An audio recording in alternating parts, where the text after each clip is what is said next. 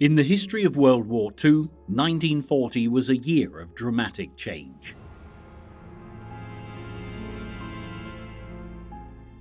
At the outset, people watched and waited to see what Adolf Hitler would do next. But for the Allies, as the Führer employed his blitzkrieg tactics across Europe, swallowing up the Low Countries and France into his ever-expanding Nazi empire, it was too late to stop him.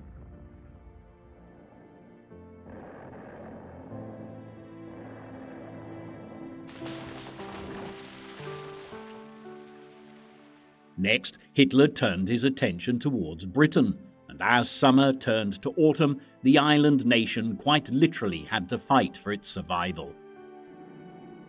As everyone looked skyward, the Battle of Britain raged overhead until Hitler was finally forced to face defeat, at which point London bore the brunt of his anger. The Blitz saw Londoners relentlessly bombed night after night at the mercy of Hermann Göring's Luftwaffe. But the spirit of Great Britain, under the premiership of Winston Churchill, never faltered. With autumn giving way to winter, as you'll discover in fighting further afield, the British not only held their ground on the home front, but were soon making headway in North Africa. And while Hitler's Italian ally Benito Mussolini edged his troops into Egypt, it was the Axis who suddenly found they had a fight on their hands. As countries around the globe began taking sides in the conflict, what began as a European war showed every sign of becoming truly global. While Japan joined forces with the Nazis, the Americans began sending aid to the British and took precautions to defend their country.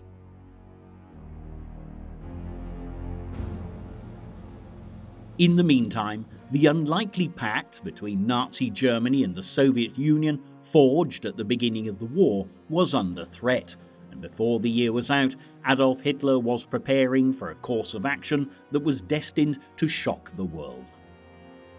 By the beginning of October 1940, the boundaries of nations across Europe had changed dramatically. Before the war had even started, Czechoslovakia had effectively ceased to exist, with much of its territory carved up between Germany, Hungary and Poland, while the Western powers, continuing their policy of appeasement, did nothing. It would soon become difficult to ignore the threat that Nazi Germany posed, however, as when Adolf Hitler ordered the invasion of Poland in 1939, within 2 days, Great Britain and France were drawn into a war which would last for 6 long years. Meantime, mid-September, Adolf Hitler realized that the invasion of the country would have to be postponed, and that Germany had lost the Battle of Britain. Although the Nazis would continue to bombard Britain's towns and cities during the Blitz, by the autumn of 1940, with most of Europe occupied by the troops of the Third Reich, Hitler had other matters to preoccupy him.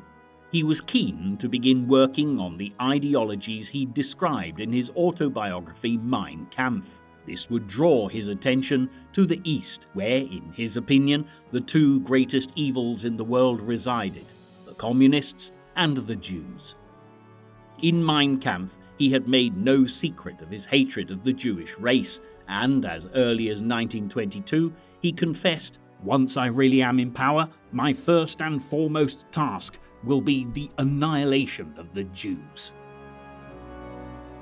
By the beginning of October, it was clear that Hitler's determination to carry out earlier threats had not wavered, and in Poland, a country with the largest Jewish population in Europe, the horror of the Nazi master plan could not have been more evident. Prior to mass deportation to concentration camps, the Jews were collected into ghettos in the cities, and on October 3, 1940, Warsaw's Jews were instructed to move into what would become the biggest ghetto of all.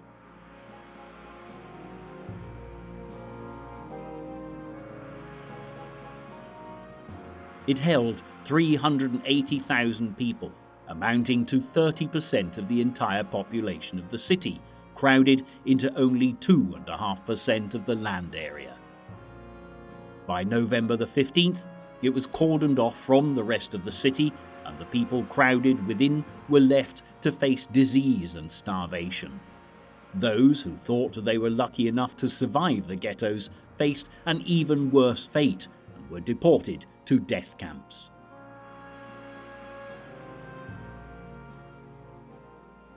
Although the public perception of the Holocaust is Hitler's attempt to eradicate the Jews, many other groups were also targeted. It was decided at a conference in Berlin to expel 30,000 gypsies from Germany and send them to Poland. Here they would be put into death camps such as Auschwitz, where they were cordoned off from the other prisoners. Heinrich Himmler, the chief of the Gestapo, took charge of their deportations and executions, and it's estimated that up to 500,000 gypsies were killed during the war, which was almost the entire gypsy population of Eastern Europe. In the Nazi concentration camps, prisoners would be given symbols to wear, which showed their status within the prisoner hierarchy, depending on race or religion, among many other factors. The gypsies were branded with black triangles and held the lowest status in the camps, along with the Jews, who had the identifying symbol of the star. People were also targeted depending on their political allegiances, and communists were especially hated by Hitler and identified by a red triangle. Hitler's experiences of the First World War shaped his attitude to many of the groups who would suffer when he came to power. In Hitler's opinion, the First World War had not been lost by Germany's ability to fight on, but by intentional sabotage of the war effort by Jews, socialists, and Bolsheviks. In 1917, a revolution had torn through the Russian Empire while the First World War was still raging, and a communist leader, Vladimir Lenin, had taken center stage, advocating equality and universal brotherhood. When the Tsar was overthrown, however, the country became divided in a bloody civil war, which brought death and suffering to millions of people. There was a genuine fear in Germany that the Bolshevik Revolution would spread further afield. In fact, by early 1919, it was evident that communist ideologies had crept into Germany, when 2 attempted communist revolutions took place in Berlin and Munich. Both were brutally crushed, mainly by the Freikorps, a paramilitary group of returned war veterans who hated the communists. Many of these men would go on to become senior figures in the Nazi Party, and indeed, one of the main reasons for the existence of the Nazi Party was to fight communism. In Hitler's Mein Kampf, he made no secret of his hatred of the Soviet Union also. He considered the Soviets subhuman and ruled by Jewish Bolsheviks, and saw a war on their nation as an unavoidable part of his master plan. Unlike the Nazis, the communists believed in a universal brotherhood and equality, and to Hitler their destruction would be inescapable on the path to world domination. It was therefore surprising, to say the least, when in late August 1939 the Nazis and Soviets signed a 10-year non-aggression pact, commonly called the Molotov-Ribbentrop Pact, after the foreign ministers of the two countries.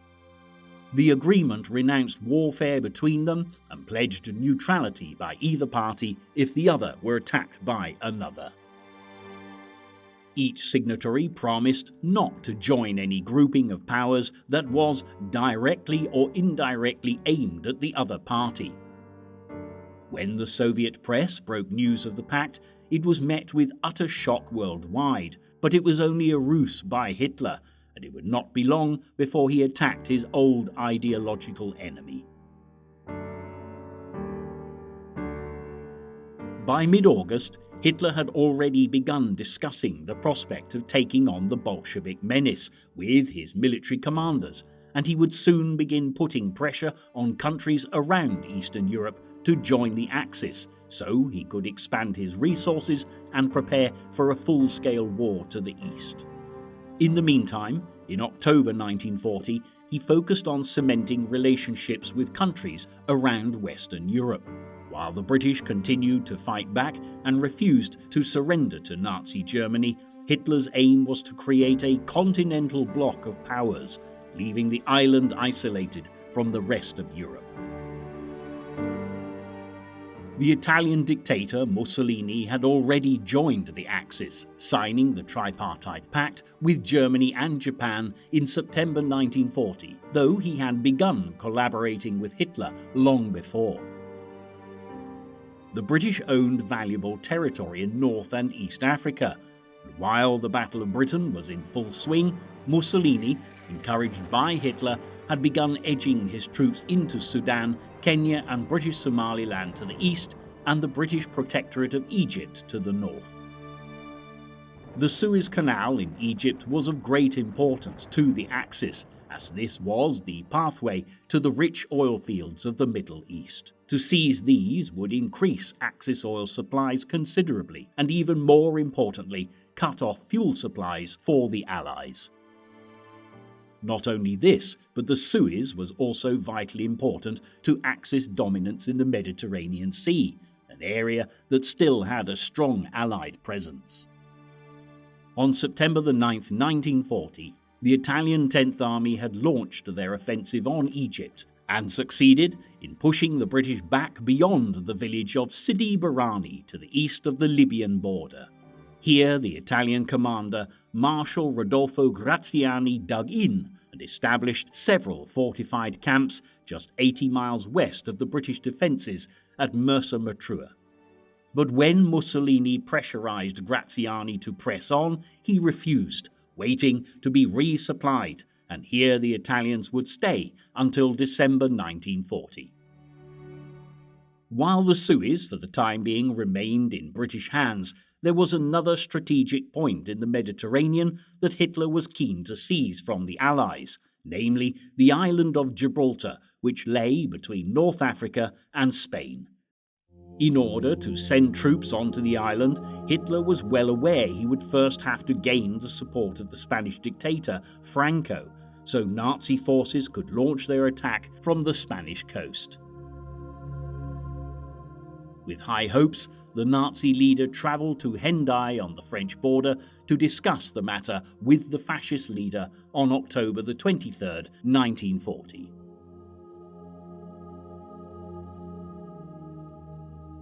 During the Spanish Civil War, which began in 1936, both Italy and Germany had provided Franco with aid, sending planes to bomb cities, fighting for the Republican cause.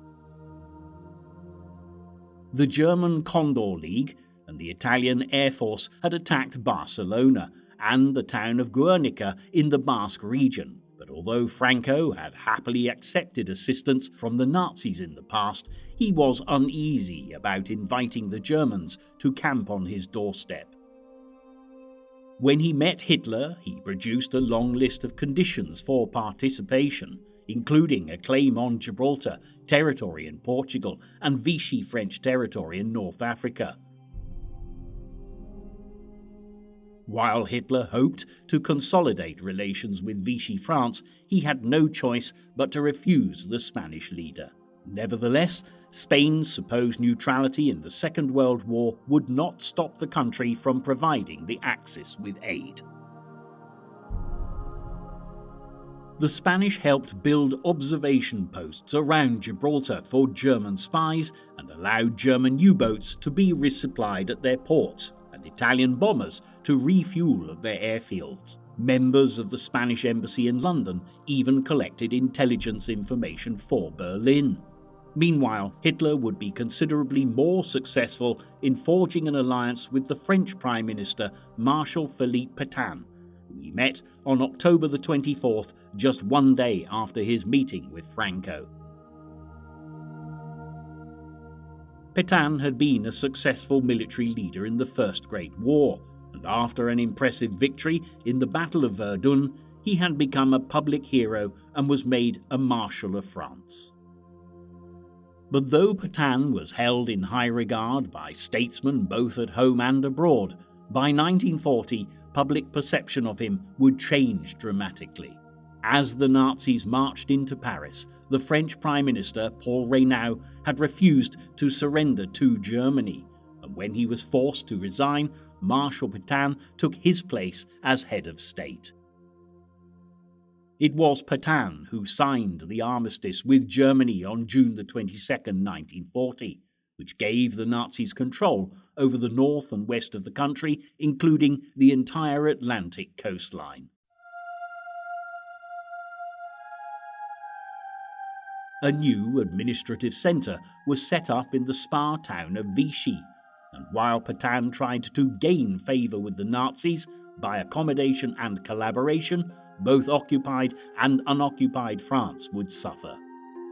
Pétain blamed France's liberal democracy for the defeat of the country and set up a more authoritarian regime, changing the motto of the French Republic from liberty, equality and fraternity to work, family and fatherland, introducing many harsh measures to the country, including anti-Semitic laws. 6 days after the secret meeting with Adolf Hitler, on October 30th, the French would realise the extent to which their new leader had betrayed them, as Pétain declared in a radio broadcast speech, "I enter today into the way of collaboration." It was clear that his alliance with Nazi Germany had been sealed. Although Hitler was now assured of the allegiance of Vichy France, old allies were threatening to undermine his plans for the Eastern Front. In preparation for the invasion of the Soviet Union, the German dictator had made moves to secure Balkan territory to the south of the Soviet border, where he hoped to create a waiting zone for his troops. On October 12th, Nazi soldiers were moved into Romania to secure the precious Ploiesti oil fields, which would be a valuable source of fuel for the Nazi war machine. It was a step too far for Hitler's Axis partner Mussolini, however, who deemed Romania as being within his sphere of influence. The fascist leader was infuriated when he heard the news and felt even more sidelined on hearing of Hitler's talks with Vichy France in late October.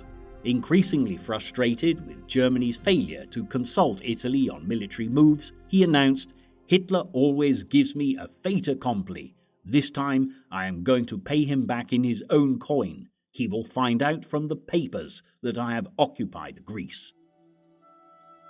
Greece lay to the southern extreme of the Balkan Peninsula, and while British ships anchored in its ports and used the country to refuel, its collaboration with the Allies had concerned Mussolini for some time.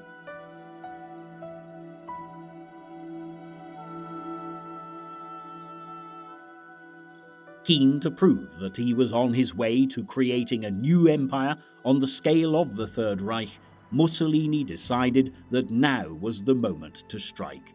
Without consulting Hitler, on the eve of October 28th, the Italian leader sent his ambassador in Athens with an ultimatum to the Greek government: allow free passage for Italian troops into Greece or face war. The Greeks had a good relationship with the British, and their king, George II, was an ardent Anglophile, keen to keep close ties with the country. Hardly surprising, then, that when faced with Mussolini's ultimatum, the Greek response was, "Then it is war." The next day, Italian forces crossed the Albanian border, assured by military leaders that the Greco-Italian war would last no more than 2 weeks. But the Greeks would not yield easily, and Italy would soon be retreating into Axis territory. Meanwhile, as war tore through the peninsula, Hitler's hopes of ensuring that the Balkans remained a quiet waiting area before he attacked the Soviet Union had been dashed. While events unfolded on the continent, across the Atlantic Ocean, the United States of America was keeping a close eye on European affairs. In 1940, it was election year. President Roosevelt was attempting on the one hand to play down the possibility of America joining the war, and on the other quietly trying to aid the Allies. In the interwar years, the American people were very hesitant to involve themselves in another distant war, having lost many young men in World War I. Nevertheless, while the Nazis continued to bombard Great Britain, Winston Churchill had sent delegates to America to plead for help, and Roosevelt felt compelled to assist those fighting the Axis. On September 3, 1940, Congress agreed to amend the Neutrality Act to allow munition sales to the British and French. 50 overage destroyers were sent to Britain in exchange for bases in the Atlantic and Caribbean, marking the beginning of America's moves towards belligerency. In another bold move, on September 14th, Congress passed the Selective Training and Service Act of 1940, which required young men to register with local draft boards. This was the first peacetime conscription in United States history, and by October 16th, as the Secretary of War Henry Stimson drew the first draft capsule, while the nation looked on, registration had begun.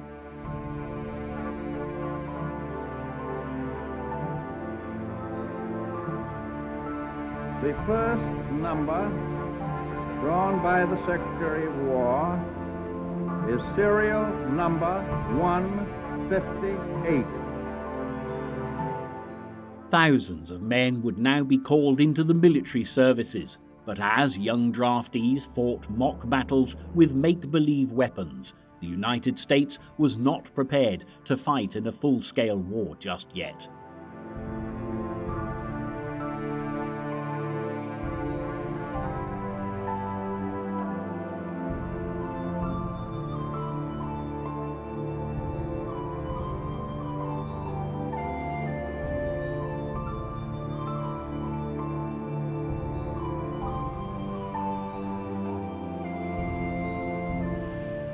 Meanwhile, Roosevelt had a difficult tightrope to walk, with a presidential election due at the end of the year.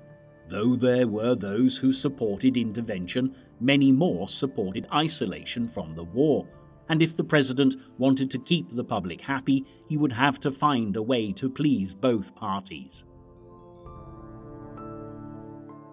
Roosevelt had not been eager to continue to a third presidency. He'd had 2 exhausting terms fighting the Great Depression in the 1930s and was now keen to retire. However, with war on the horizon, his conscience would not let him leave the political arena, and it was evident that the Americans were not willing to part with their president just yet.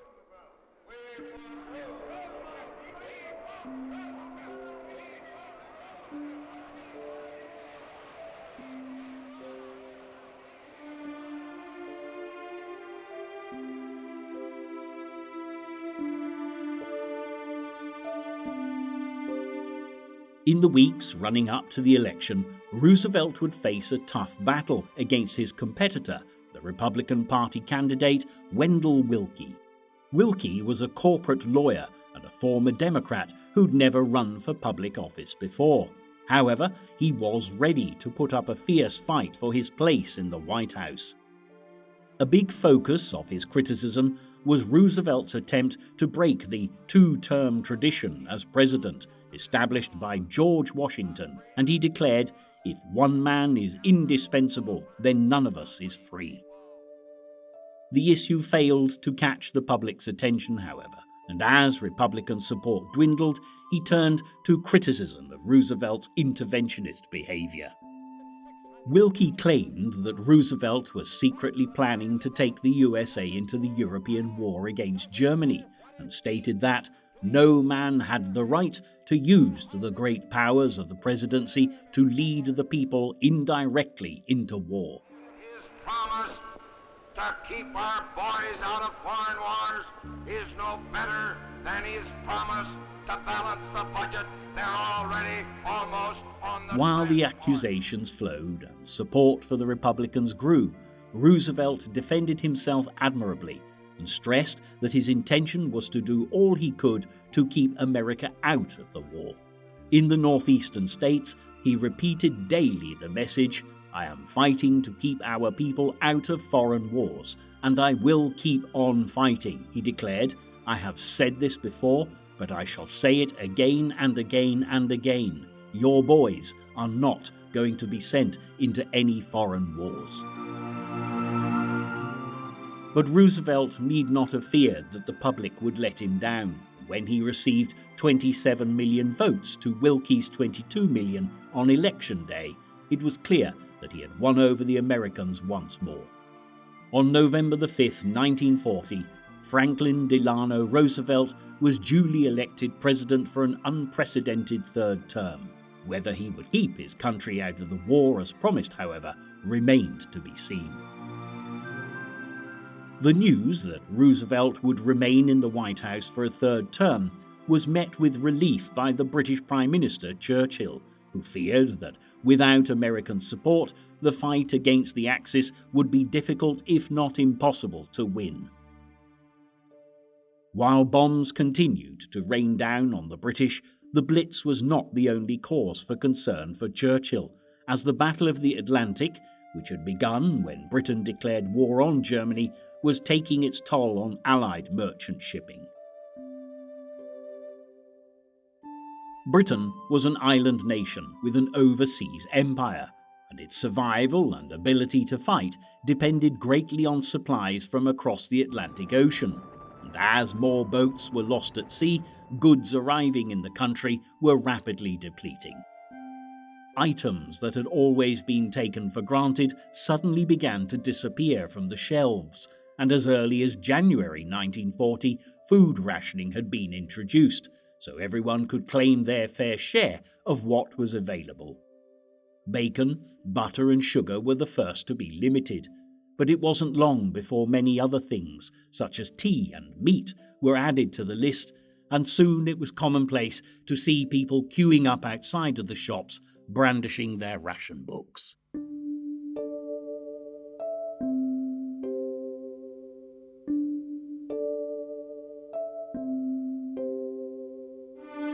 Food wasn't the only thing to be rationed, however, and with limited amounts of fuel, petrol had been the first item introduced for rationing back in 1939. Although fuel production continued in Britain throughout the war, much of it was reserved for the Army's trucks and tanks, as well as the planes of the RAF. Bombers travelled long distances to Axis territory and needed a huge amount of fuel. With petrol in short supply, people were encouraged to use public transport rather than their own cars, and seeing horse-drawn vehicles rattling through the streets became a familiar sight again. Some, however, preferred using a more inspired method of getting about, and gas bags were occasionally used to supply cars with fuel. The fall of France in June 1940 had exacerbated the problem of getting supplies to the British Isles. With France beneath Nazi occupation, the German U-boats had direct access to the Atlantic from the western French ports of Brest and La Rochelle. This placed them a great deal closer to the convoy routes than normal, and effectively doubled their range and patrol times.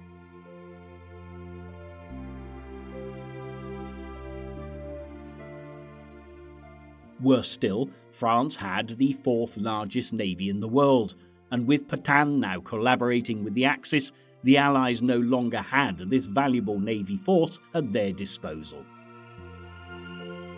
Meanwhile, the battles in Western Europe over the spring and summer of 1940 had taken their toll on British shipping. 6 destroyers were lost at the Battle of Dunkirk. A further 10 were lost in the Channel and the North Sea between May and July, and the Norwegian campaign had claimed 6. The fighting in Norway had ended just 2 weeks before the fall of France on June the 10th, and now freed up the U-boats that had been occupied with the Scandinavian battle. From this moment on, U-boat patrols swarmed into the Atlantic from the north, and while there were few Allied ships available to protect the convoys, the period from June to October 1940 was coined Happy Time by the German Navy. Using wolf-pack tactics and launching operations from French bases, over 270 Allied ships were sunk during this period.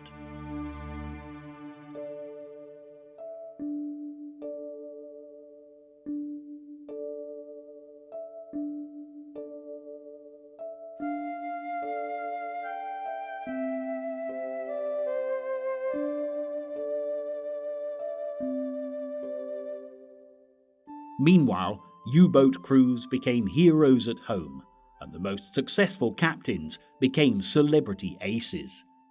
These included Gunther Prien, who had famously sunk the Royal Oak at Scapa Flow in 1939 and sank over 30 Allied ships during the war, Commander Otto Kretschmer, who was regarded as the most successful ace of the deep, and Joachim Schepke, who was much admired for his unwavering dedication to the Nazi cause. As convoys battled their way across the Atlantic to keep Britain supplied, the Mediterranean Sea, which had been a traditional focus of British maritime power, was also under pressure from the Axis.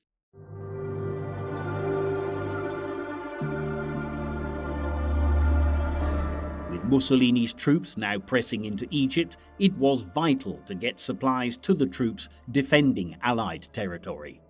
But while the Italians were conveniently supplied from the Italian mainland, British stocks had to travel the length of the Mediterranean all the way from the island of Gibraltar. This evidently put the Italian Navy in a strong position to cut off supplies to Allied troops, and British commanders were keen to resolve the problem.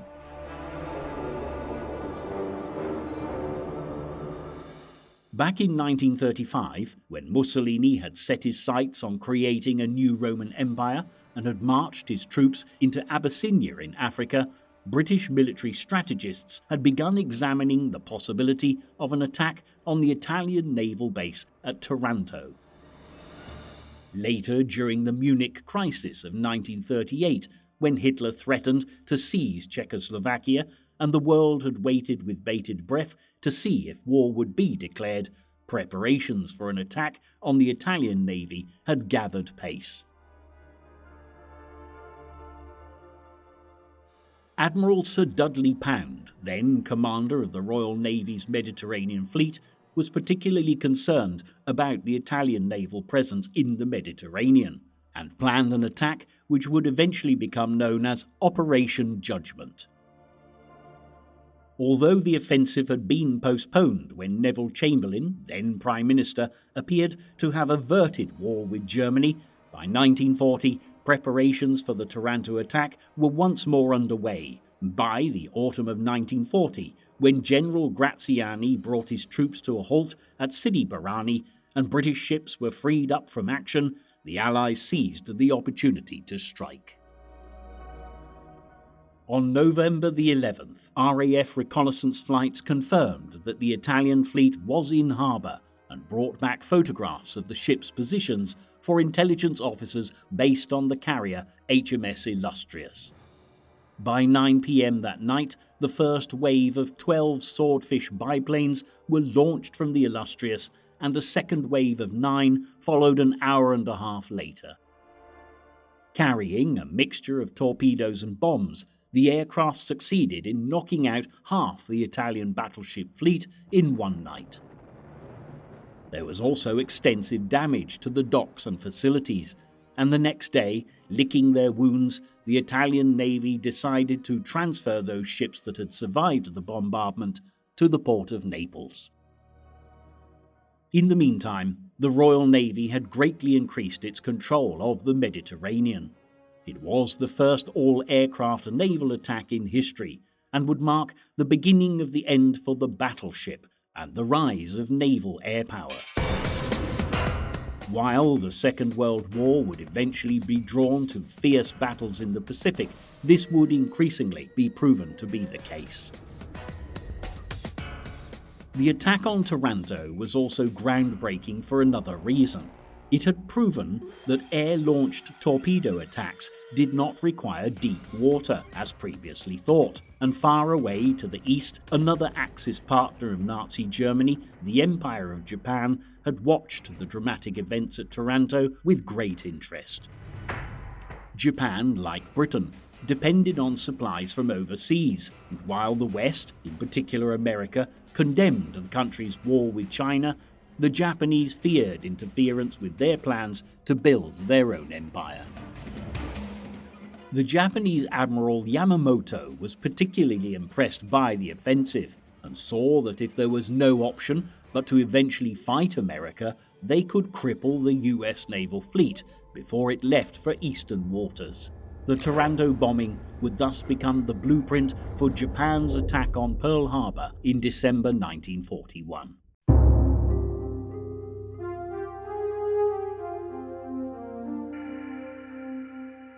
Meanwhile, back in Britain, the success of the Taranto attack was a much-needed morale booster, as the Luftwaffe's terror bombing maintained pressure on the population.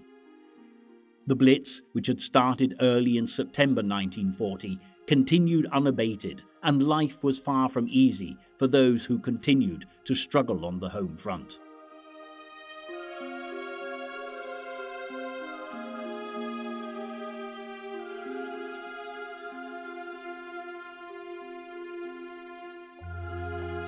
The man determined to use air attacks to crush British morale was Field Marshal Hermann Göring, who was second in command to Adolf Hitler and the highest-ranking officer in Germany. As a veteran of the First World War and one of the earliest members of the Nazi Party, Göring had formed a close friendship with Hitler and was appointed commander of the Luftwaffe in 1935. With aircraft boasting the latest military developments, there was no doubt that the Luftwaffe was one of the most powerful air forces on the globe by the outbreak of the Second World War, and convinced of its superiority, the Field Marshal had proudly announced, "If an enemy bomber reaches the Ruhr, my name is not Hermann Göring." But by the autumn of 1940, while the RAF battled to defend their country against invasion, it was clear that the Luftwaffe would have to accept their first defeat in the Battle of Britain.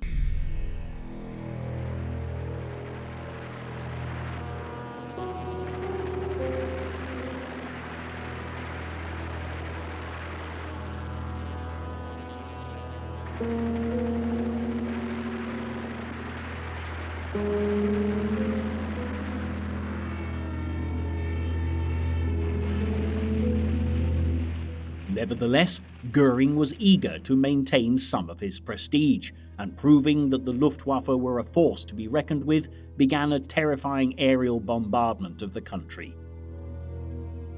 The first phase of the Blitz from September to October 1940 focused on subduing the British capital, with massive bombardments on London both day and night, but by November 1940 the Blitz had taken on a new form, and one raid in particular could only be described as a personal attack of revenge.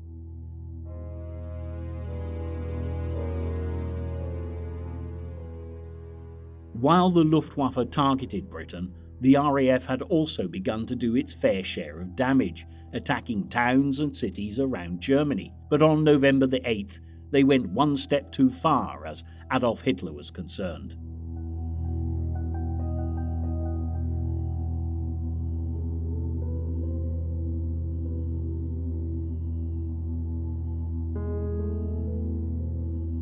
The Nazi leader was enjoying an annual celebration of his 1923 attempted coup in Munich, known as the Beer Hall Putsch, when the gathering was suddenly interrupted by an RAF bombing raid.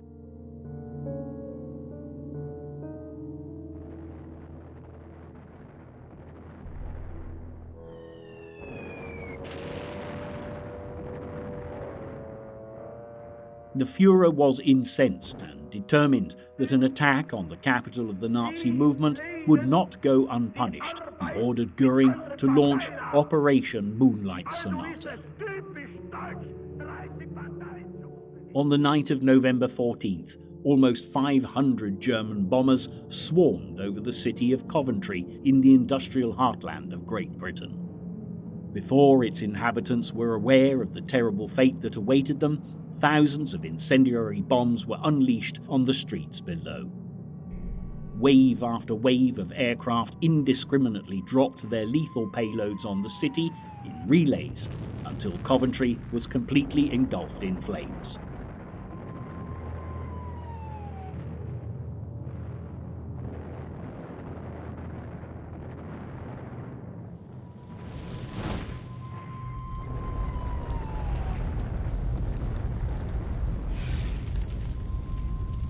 In 10 hours, from 7:20 in the evening until dawn, almost 150,000 incendiary bombs and 500 tons of high explosives were released.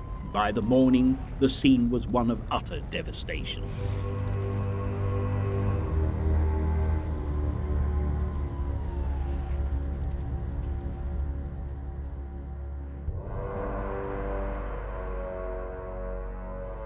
Transport systems, gas and water mains had been destroyed, and more than 60,000 buildings had been obliterated.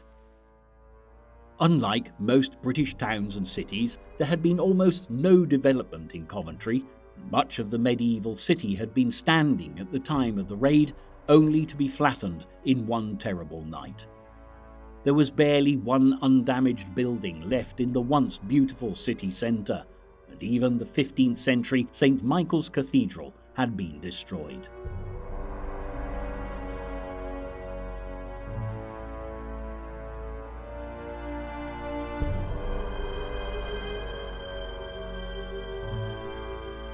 As a cloak of smoke and drizzle hung over the city, the next day people wandered about dazed, taking in the tragic scene of destruction which was all that remained of their city. Meanwhile, as the rest of the country awoke to hear the terrible news, within hours of the all clear, the British Home Secretary, Herbert Morrison, arrived and was soon joined by King George VI, who made an unannounced visit to give moral support to the destitute citizens.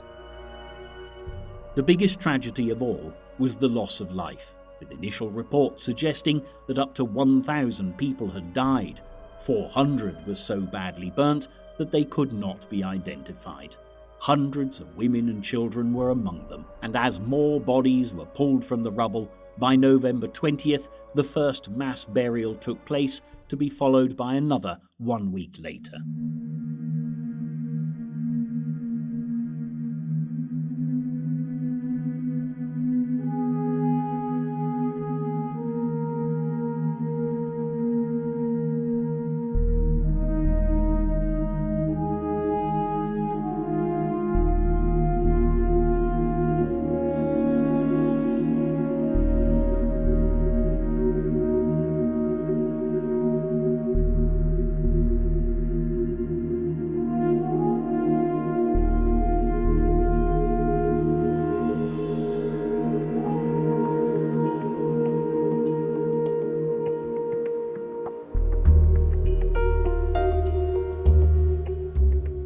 While the people of Britain mourned their loss, further afield hope lay on the horizon. Following the Italian advance in North Africa, General Archibald Wavell, the commander of the Middle East Command, had ordered preparations for a British counterattack, and the period of relative inactivity in the region was about to come to an end. On December 7, 1940, the commander of the Western Desert Force, Lieutenant General Richard O'Connor, was ordered to commence Operation Compass and attack the Italians based at Sidi Barrani. One of the weaknesses of the Italian defences around the village was that their forces were split up among several fortified camps in the vast desert, spaced widely apart in a chain. This meant that on December 8th, British troops could pass unnoticed through a gap in the chain and, attacking from the rear, take one camp after the other. On December 10th, Allied forces were in position, blocking the south and southwestern exits to Sidi Barrani, and after launching an attack on the Axis troops, by the evening of the 11th, all resistance had ceased and the Italians had surrendered. From here, O'Connor's troops would go on to take Salum, Halfaya and Fort Capuzzo in Libya, and by December 15th, all Italian forces had been pushed out of Egypt or were prisoners. It was a black moment for Mussolini, not least because the Battle of Greece was faring little better, and not only had the Italians been pushed out of Greek territory, but by mid-December, a quarter of Italian-occupied Albania was under Greek control. Hitler, meanwhile, had little time to concern himself with Mussolini's disastrous attempts at expanding the Italian Empire, and was busy setting in motion his plans for the Eastern Front and strengthening control of the Balkans. The regent of Hungary, Miklos Horthy, had entered into negotiations with Hitler as early as 1938, and while the communists loomed close to the border of his country, he saw the Nazis as the lesser of two evils. On November 20th, 1940, Horthy committed his alliance to the Axis to print and signed the Tripartite Pact. Just 3 days later, on November 23rd, Romania followed suit, and then Slovakia. With these three nations all firmly beneath his sphere of influence, Hitler had created a northern Balkan tier along Russia's southern flank.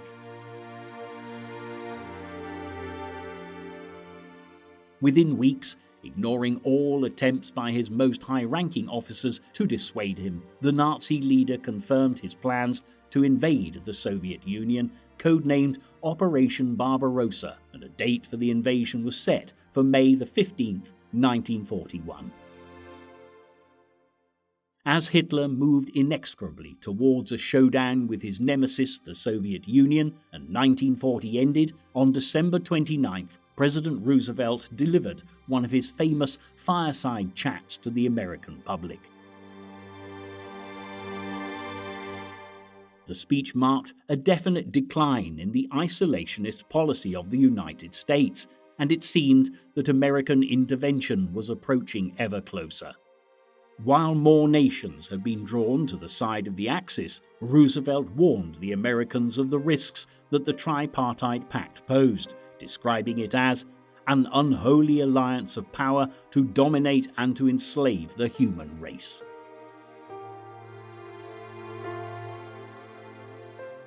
He warned of the Japanese threat growing in the Pacific, the evils of Nazism and Adolf Hitler, and reminded his citizens that the British and their allies fighting across the Atlantic were still desperate for aid.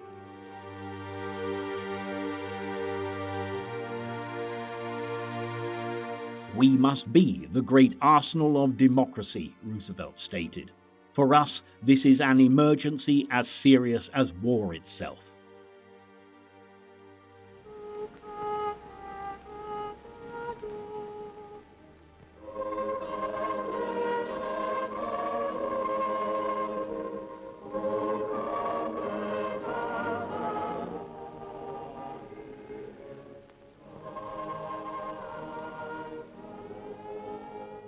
Meanwhile, even as Roosevelt spoke, the bombs were raining down on the British capital once more, in the most devastating air raid on London to date.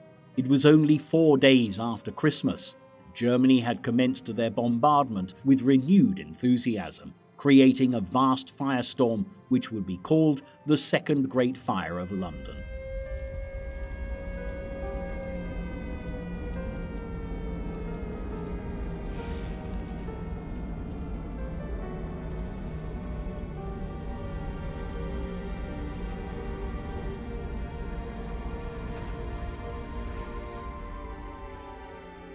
Around 1,500 fires were started, covering an area from Islington in the north to St. Paul's Churchyard, and the cathedral itself was only saved thanks to the dedication of volunteer fireworkers.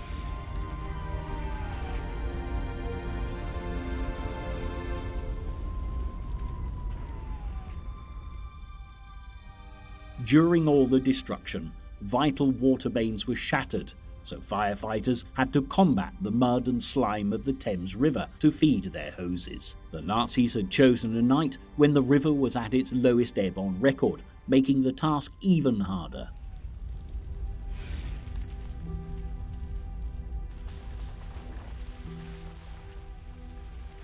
Although the all-clear siren sounded by midnight, the battle had only just begun for the London Fire Brigade, who have to struggle for another 15 hours to subdue the flames tearing through the city.